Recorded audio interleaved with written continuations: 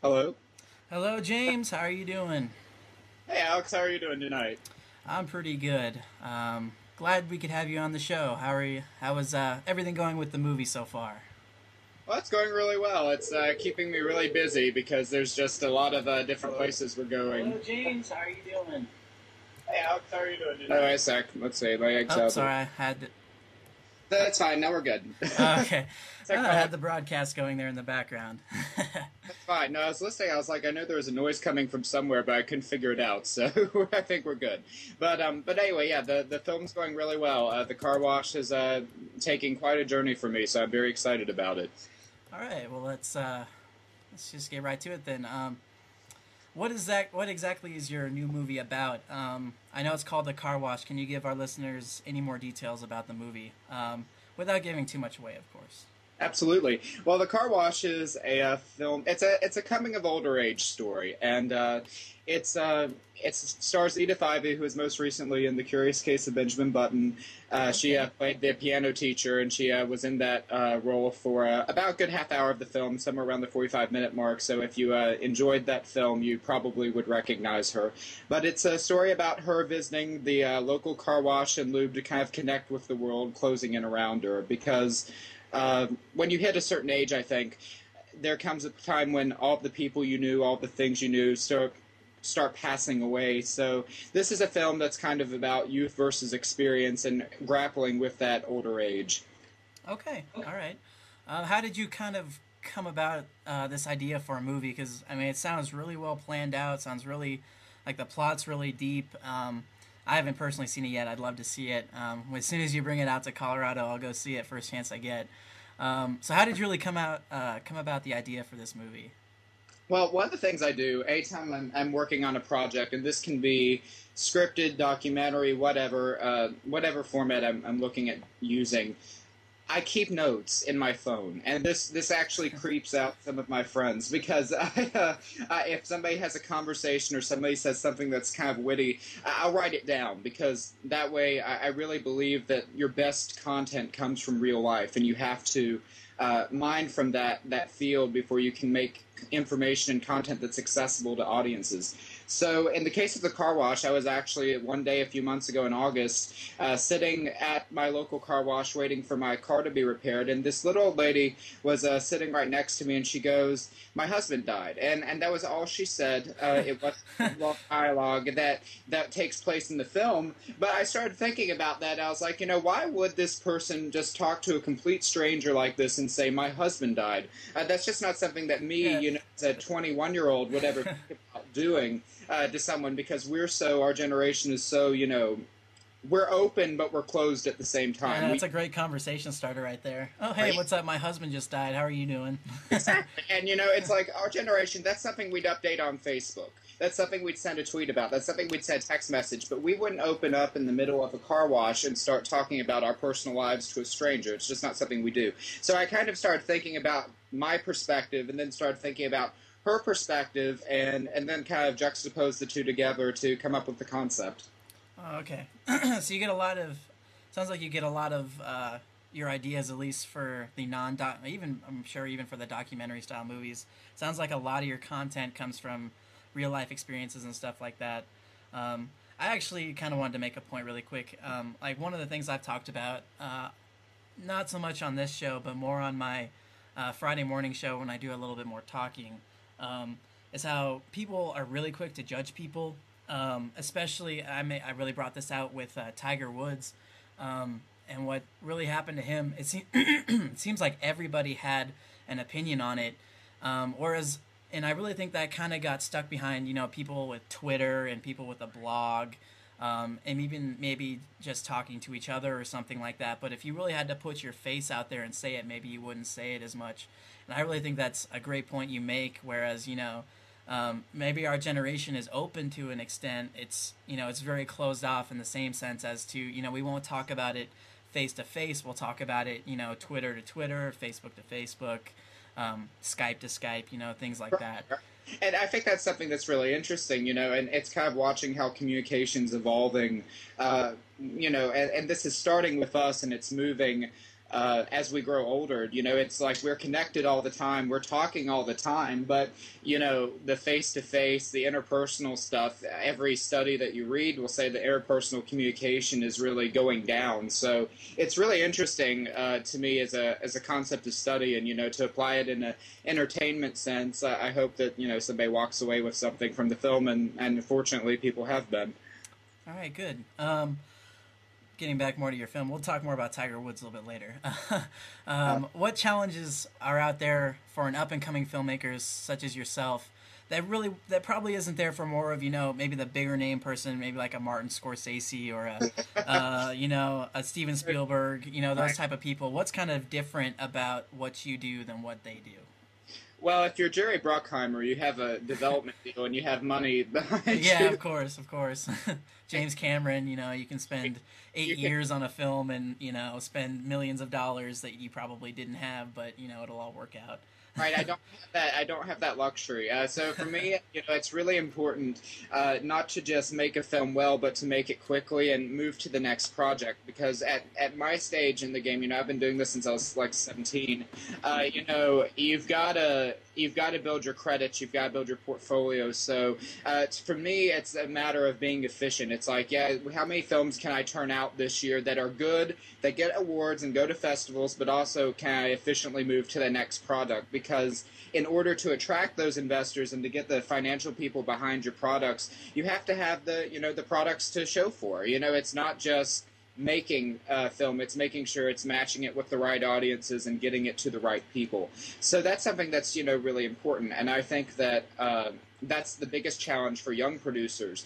And although some people argue it's money, and I will argue till I'm blue in the face that it's not money. If you have a good story that you can tell on a low budget, money is not a factor, because today in this digital realm we live in, we're able to make films on computers, on tape, very inexpensive forms of medium, as long as you can find the equipment to shoot it on. So really, anybody can make a film. It's just a matter, can you tell a story? And that's what it should come down to. That's a great point. It shouldn't come down to how much money you have and how great the special effects are and all that kind of stuff. It really should always come down to the story. That's a great point. Tell us a little bit about the process of actually making the movie. What kind of gets done behind the scenes, we'll put it that way, other than actually just shooting it and all that kind of stuff. What goes on a little bit more behind the scenes that people don't normally necessarily see? Well, with the scripted piece, and of course, The Car Wash was my first directed scripted piece. I've done a lot of documentaries and such before. So that was a different experience for me. So first of all, you're starting with a script and a concept. So I told you a little bit about how I came up with the concept. So, of course, I had to take that idea and kind of turn it into a script that is going to appeal to people. So when I was in October, my company, we were in Ethiopia producing a documentary called Land of Higher Peace that's going to be out in July. And on the flight back from Ethiopia into Frankfurt, Germany, I was writing the final draft of the script, and we had a Wi-Fi enabled flight, and we were able to send Edith, the actress, the script. And by the time we got back to the U.S., I got a message back from her, and she said that she loved it, and she would waive whatever rates necessary to perform in this script because she loved it so much. so that helped a lot with my budget in this sense. That sounds awesome. I heard that you had like a bigger name movie star in your movie, and I was gonna ask you a little later about how you actually got Edith to do this movie. It's like, I thought she maybe might do it for, a couple $100,000, something like that. But if she was able to waive the fee, that's awesome. That's great. That's how much she believed in the material. I mean, that kind of, goes back to, if you have a good story, you may not have lots of experience and lots of credits, but the people that do have experience will come to you, and I really believe that. So I was very fortunate to get her on board. So once I had Edith on board, that doesn't mean it's smooth sailing or anything, but that does help a lot. Of course. Because, in this case, she was going to carry the weight of the film, and she did an excellent job doing that. But, so that was the big challenge. First of all, find someone that believes in your material. If you find the material that you enjoy and find someone that you can match it with, then you're in a good position. So that was the first thing. And then secondly, of course, I had to work with the crew, and I have a really good team of people that I work with on each film, and they all came to work on The Car Wash, and that helps a lot. But a lot of production that a lot of times I think people who don't do film don't think about. There's this kind of mysticism that kind of surrounds film that just suddenly happens on screen or happens on television just because we see it so much. We don't really think about the background and things that it takes to actually produce a product. So it requires a lot of organization. And, I can't tell you how many times I will lay out schedules and lay out production, how long it's going to take to film this scene, where everyone's going to be at this time, and, setting up that timeline. That's very important for keeping yourself on your personal track, because unlike Jerry Bruckheimer and Martin Scorsese, who have deadlines, I get to dictate these in my own timeline, so that helps a lot. That's one of the advantages of doing it on your own. So it's just a lot of the organization that you really have to deal with behind the scenes. For example, making sure that your actors get fed at a certain time. Because even though Edith Ivey, she's on the board of directors for Screen Actors Guild, so clearly I need to follow some semblance of SAG rules. So yeah, of course. Make sure that, we're feeding, at this time, you get a snack at this time, we have coffee available, all these different things that are necessary to ensure that it is a smooth production. I think that if you have a smooth behind-the-scenes event, then you're probably going to have a smooth film, too. All right, cool. Let's see, favorite memory from being on the set while you were making the movie. If you have one, if you have a couple, I guess. Yeah. One of your favorites. Gosh, I think that there's an emotional scene about midway through. It's a short film, so it's not only about 10 minutes, but there's a really emotional moment where Edith starts talking about her character losing her father, who's been dead for 50 years, and we had to run through 10 takes because in film you never do it in one take, and being a demanding director you always want something new. Yeah. And I think one of the moments I knew that we were going to have something good when the crew started crying on about the second take. It was like everybody's just in tears, and Edith's just nailing it, and that was just amazing because John Arnold, who plays Stan, the boy who's texting the whole time, it was funny because he's trying to fight back his tears because his character's not supposed to be emotionally involved with her, so it got really difficult. It was just a lot of fun to kind of see that acting come to life, because when you write something, and in this case as the writer-director, so when you write something you kind of envision it one way in your head, but when you actually create it and you actually film it, it's just a really magical moment to see that come to life and see the character change from what you initially thought and watch the actors do something better. So that moment was just really kind of huge for me. All right, yeah, I can kind of relate to that. I've done a little bit of work with small plays and all that kind of little skits and stuff like that, and when I've been writing these, it's like, oh, I can kind of see. And even when I'm doing with the radio show, I'll write out how I envision a show going and all that kind of stuff. And then it's like, that almost seems like, this is even better than what I thought it would be. That's great. What would you say to a young aspiring filmmaker that is trying to get into the business? If you haven't already said what you wanted to say about that, if you could give a little bit more advice to a young aspiring filmmaker.